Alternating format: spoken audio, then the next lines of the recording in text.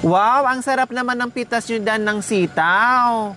Ha? Anong gagawin niyo po dyan? Panulam po. Pang-ulam. Pwede bang bilhin ko na lang? Hindi po. Regalo ko na lang po sa inyo. Wow! Ibibigay na lang daw niya sa atin pero pang-ulam niya. Ganyan ang mga katutubo nating aitas. No? Kahit kakainin na lang nila pero binibigay pa rin. Okay, wow, ang cute naman. Ganyan ang masipag. Pag may itinanim, merong aanihin. O, tinan mo, fresh na fresh. Diba? Sa'yo, hanggang doon, sa'yo yan? O, pwede bang bumabar yan? Ha? Pwede, tara. So, ayan mga kabayan. No, kitang-kita ko kasi pababa kami. May mga pananim si ate dito. Ayan, ang sarap.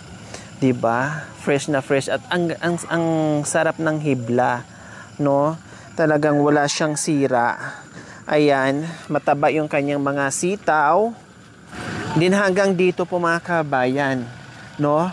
Nakakatuwa, 'di ba? Ayan ang dami Ang dami ate 'di ba? Hindi lang sitaw, may mga papaya, pinya. Wow, ang tataba ng pinya kahit walang bunga.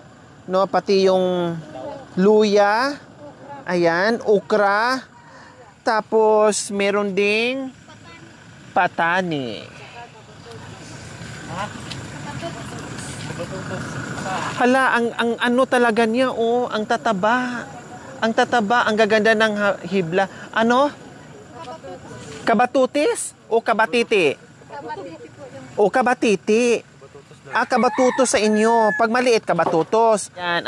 Kabatiti nga. Kabatutos. Kasi maliliit pa. Ibang klase siguro. Pero ano din siya, patula din, kumbaga.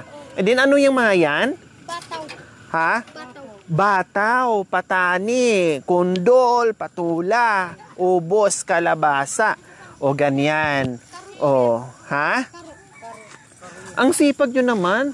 No, ang cute ng bahay nyo, pero ang dami nyong pananim. Nakapalibot yung pananim.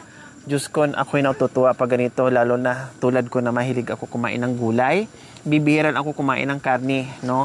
Gulay, isda, ang ginagawa ko, kabayan at gulay.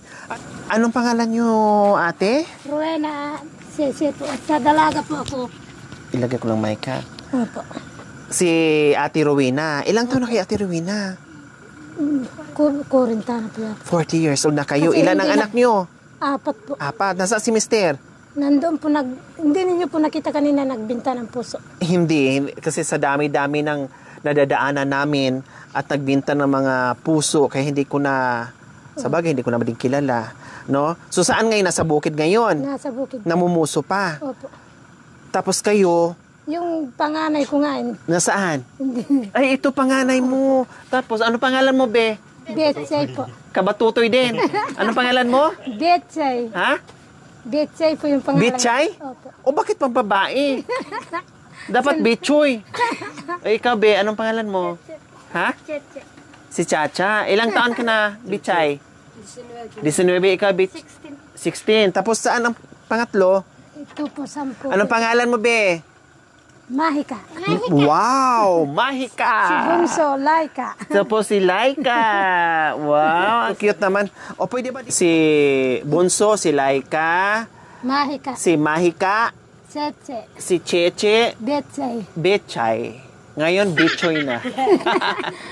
Opo ka din, Bitchoy. Kagagaling pong yan, nagtatrabaho. Anong trabaho mo?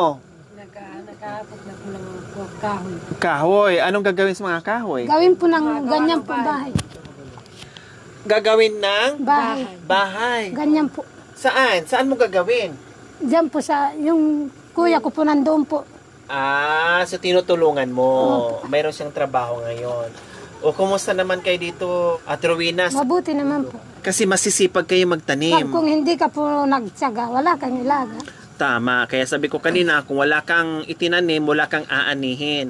Kung hindi ka matyaga, wala kang malalaga. Opo. Pero hindi pa ako nakapagtanim ng itong taon na ito kasi may sakit po ako. Anong sakit mo? Binat po. Kaya Binat saan? Binat po kaya nang Nilagnat kayo, nagkasakit kayo, tapos nabinat kayo, ganun. Kaya pala ang payat-payat nyo. Opo. Nagkasakit po ako ng binat.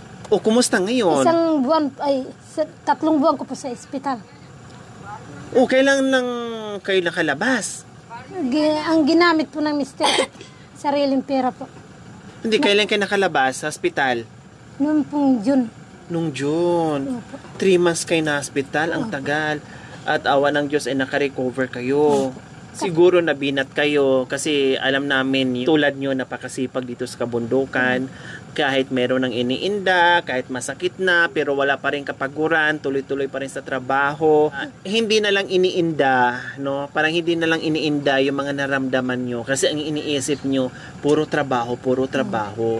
Kaya siguro nasobrahan kayo sa trabaho, kaya nabinat kayo, kaya lalo nagkasakit. Siyempre, wala na po kaming mga magulang. Dalawa kami na mister ko. Kaya doble kayod kayong dalawa. Kumusta man yung mga bata? Nag-aaral din sila? Nag-aaral po sila. Ito kasi isang pamangkin ko, kaya ako po siya naging anak. Lubos na rin po siyang walang magulang. Ang totoo is pamangkin mo siya. Opo. Parang tinuturing mong panganay. Tinuring ko na pong panganay. Wow, ang bait mo naman ha. Sabi mo kanina, ay anak mo. Pero Para pamangkin mo siya. Para hindi po siya masasaktan. Oh. Uy, ang bait ng ano mo ha. Kaya ang nasasabi ko po sa pamangkin ko, pag primo ko, sana hahaba ang aking buhay. Para naman maalaga kitang mabuti, makakahanap ka ng mapapangasawa mo. Meron kang mapupuntahan. Wow. Kaya yan, Sabi ni Tita Rowena, ay pamangkin ka niya. Nasaan ang mga magulang mo? namatay na rin po. Parehas namatay? Wala ka mga kapatid? Wala, isa lang kung mag-isa, kaya kinupok ko siya. Ilang taon siya nung kinupok mo siya, namatay yung mga magulang niya? Maliit po siya. Ganito lang po kalaki, inalaga. Bakit anong kinamatay ng mga magulang niya? Yung nanay niya po, nakidlatan po sa atake po. Di ba sa inyong mga unat atake? Nakidlatan. Opo.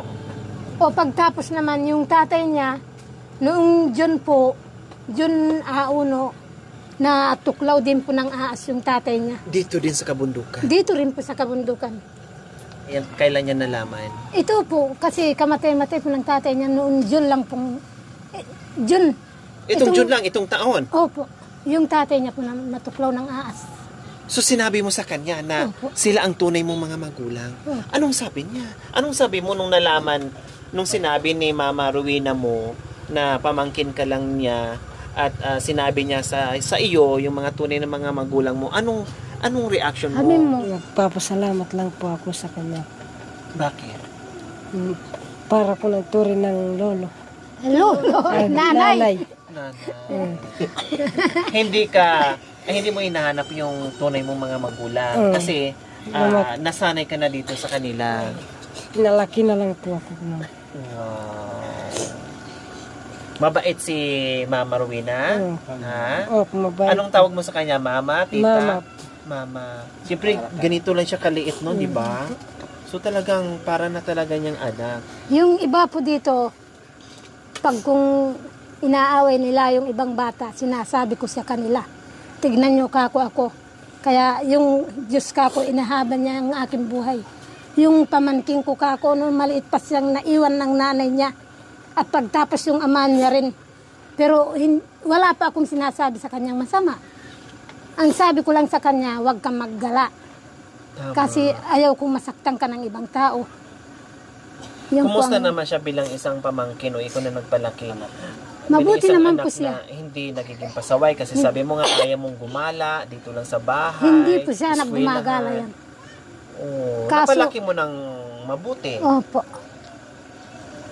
Kasi po, nung nagkasakit na po yung nanay niya, sabi ng nanay niya, ikaw na lang nga na Rowena yung mag-aalaga sa pamangking mo.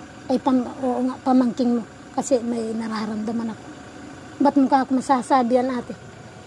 Hindi mo nga na maiaalis sa isang tao yung mamamatay ka. Pagtapos pala yung nasabi niya sa akin na isang araw para na lang natulog po. Huling sinabi niya sa inyo, hinabili niya itong nag-iisang anak niya. Opo. Ano namang reaction ng mga anak mo itong tatlo na nalaman niya na hindi nila tunay na kapatid? Minamahal nila po yung isang kaisa, isang kuya nila. Tinuring din nila na Kuya. talagang totoong kapatid nila, na kuya nila. Opo. Kasi mabait naman po yan. Pag kung makakahanap siya ng pera, binibigyan niya yung mga kapatid niya. Kaya ganyan po sila. Kumbaga walang naiba sa kanila. Para talaga silang totoong magkakapatid. Opo. Wow, mukha naman mabait si ano eh. Mabait naman po yan. Oo, Hindi kasi- po marunong mag-inom ng parang yung ibang lalaki. Yung mahilig sa alak. Opo, tapos punta doon, punta dito, gala. Opo. Yan po, pag kung makakaipon siya ng kunting pera sa puso, alam niya, pagkain, ulam, Nag-aaral ka, Bitchay? hindi niya po, sinindo yung grade 8 po yan. Uy, sayang. Ay, grade 11. Isang taon na lang. Kaso sabi niya, tulungan ko na lang si Uncle. Mm. Kaya sabi ko dito kay Cheche, Sara kako, huwag kang pasaway. Maganda kako yung mayroong kang alam. Kasi kaming mag-asawa, wala pa kaming alam dyan sa... Yung pangalan lang po, alam ko kung maisusulat. Anong mensahe mo sa kanya? Dahil wala na siya mga magulang. Siyempre sabi mo nga, buti na nandiyan ka kasi na-guide mo siya. Anong mensahe mo sa kanya? Malaking pasalamat ko na rin po sa kanya kasi wala akong anak na lalaki. Puro babae. Kaya siguro, binigay na lang po sa akin ng Diyos yung pamangkin ko. Kaya minamahal ko na rin po siya. Wow. Napakaswerte mo ha. Hindi ka man naging swerte sa mga magulang mo dahil maagang pumanaw, no? Pero napagkalooban ka naman ng tiyahin na talagang sobrang mapagmahal sa iyo, no? Yung hindi mo naramdaman na pagmamahal doon sa mga magulang mo, ipinaramdam naman ng 101% ng tiyahin mo na pinalaki ka niya, no, napasunod ka niya ng maayos na may takot sa Diyos at sabi nga niya masaya siya na naging party ka sa pamilyang ito kasi wala siyang anak na lalaki at ikaw na nga yung tinuturing niya na anak na lalaki. Kaya syempre yung kabaitan ng tiyahin mo, tama yung ginawa mo na sinuklian mo rin ng kabaitan na tulad niyan yung pag-aaral para bang isinantabi mo muna kasi gusto mong tumulong doon sa uncle mo. Tama yon. Pero sana wag mong kakalimutan yung pag-aaral mo. Wag mong isantabi. Pwede mo naman pagsabayin yung pag-aaral mo plus tutulong ka dito sa Sabi ko nga sa kanya. uncle niya kasi mas lalo kang makatulong sa kanila kung makapagtapos ka ng pag-aaral tapos makapagtrabaho ka. Diba, Bitchay? Kailangan magtrabaho, tama yung ginagawa mo, tutulong ka kay mama at saka kay papa, plus, huwag kalimutan, yung pag-aaral. Sayang, isang taon na lang, din, kolehiyo ka na sa susunod. Diba? Oh, kahit high school, o sabihin natin high school, kung yun talaga ang kaya, kahit high school man lang, makapagtrabaho ka na kaagad. Kahit sa mga bayan, malalaking bayan, makapagtrabaho ka na. Binigay ko na doon sa Angeles yan, pinatrabaho ko na rin po sa yung naglala rin, mekaniko. Opo, Kaso, umiyak din po yan. hindi niya kayang mawalay sa inyo. Opo. Uuwi ka kako kung iiyak ka. Hindi na.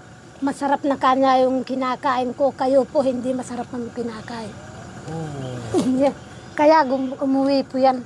Talagang nakikitaan ko yung bait mo, no? Isang dakilang nanay, hindi lang isang dakilang nanay sa mga anak mo, sa pamangkin mo. Yung bulalas ng bibig mo, yung kabaitan mo, talagang ay naisaling mo dito, na-adapt ng pamangkin mo, no? Talagang yung puso mo, ganun din yung puso niya. Talagang mabait. Pag minsan po, pag maiisip niya yung tatay niya at yung nanay niya, bakit ka kako umiiyak? Wala po, ante, naiisip ko na naman po yung tatay ko. Kung naiisip mo kako yung nanay mo at yung tatay mo, ganun din kami kako. Pero wag mo na kakong isipin yung nanay mo at yung tatay mo, nandito na kami kako. Tama. Kasi wala nang magagawa. Opo.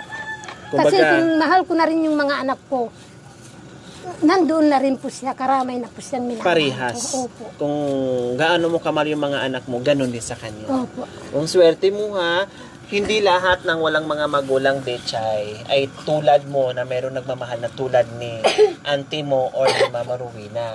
Kasi meron dyan na maaga na wala ng mga magulang, ulilang lubos, pero hindi nila natikman yung totoong pagmamahal na tulad niya. Kaya sobrang blessed mo, no? Okay, so ayan po mga kabayan, kaya pala pumansin sa atin itong sitaw na ito, gulay na ito kasi meron palang storya na namumuo dito sa pamilya ni Ate Rowena. Yung hindi natin natuklasan natin. Yung hindi natin nalalaman natin dahil naikwento at kaya pala napaiyak si Ate Rowena kasi may pinagdadaanan itong pamilya. Ganun pa man, dahil napakasipag nila at meron tayong surprise sa kanila. Anong pangalan mo? Laika. Laika. Ganda-ganda like ka Nag-aaral ka na, be? Hindi Dito pa? po sa, dyan lang po. Ikaw, be? Anong Ito grade po mo sa na? grade 1. Grade 1, ikaw? Grade 8. O sa susunod, Betchay, ha? Bakit nga ba Betchay yung pangalan mo? Sino nagpangalan? Yung nanay niya po. At yung mistra. Pwede namang Betchoy, kasi lalaki. Yung mga mestra kasi nagkahanap ng pangalan. Sila na nagbigay. Sila na nagbigay ng pangalan. Hindi ko po Natatandaan alam. mo ba kung sino yung teacher na nagbigay sa'yo ng pangalan? Sino? Siya po si Ma'am Betsy. Yun naman pala. Baka siguro wala siyang anak na babae, si Ma'am Betchy, kaya ginawa niyang Betchay. Sabi mo kay Ma'am Betchay, ha, Ma'am Betchay, pwede ba palitan mo yung pangalan ko, Betchoy na lang? Ang pangalan ko po lang totoo. Hani ka nun. Ano po, Chel po. Ha? Chel. Chel?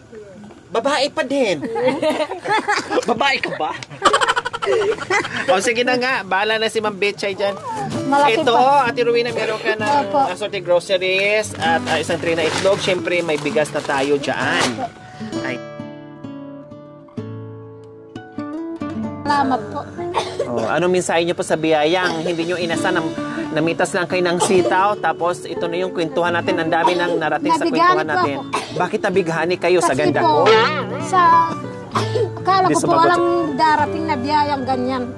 Kasi siyempre ganyan lang po ang aming buhay. Kaya malaking pasalamat ko na rin po. Siguro Diyos po ang kumatok sa inyong puso po. Tama. Kasi pag kung wala kang Diyos, walang kakatok sa puso mong ganyan, puntahan natin. Tama. Kaya minsan yung mga darating sa buhay natin, hindi natin alam kusang darating pag para sa atin, pag pinagkaloob ng Diyos ay talagang para sa iyo. Diba? Okay, sige. Salamat. Okay, maraming salamat po sa walang sawang pagmamahal. From Anonymous Sponsor, maraming salamat po sa inyong ginito ang puso. Naway pagpalain po tayo ng Panginoong Diyos araw-araw. Naway ibigyan po tayo ng kalakasan ng katawan sa araw-araw. Naway ibigyan po tayo ng mahabang buhay. Pang sa ganun, marami po tayong matulungan na gaya nila. Sa mga kabayan, huwag niyo pong kalimutan, pakishare, subscribe sa aking YouTube channel, Lori Aquino Talita. Maraming salamat po. God bless us all. Bye! Okay. Paano magbabay, Betchay?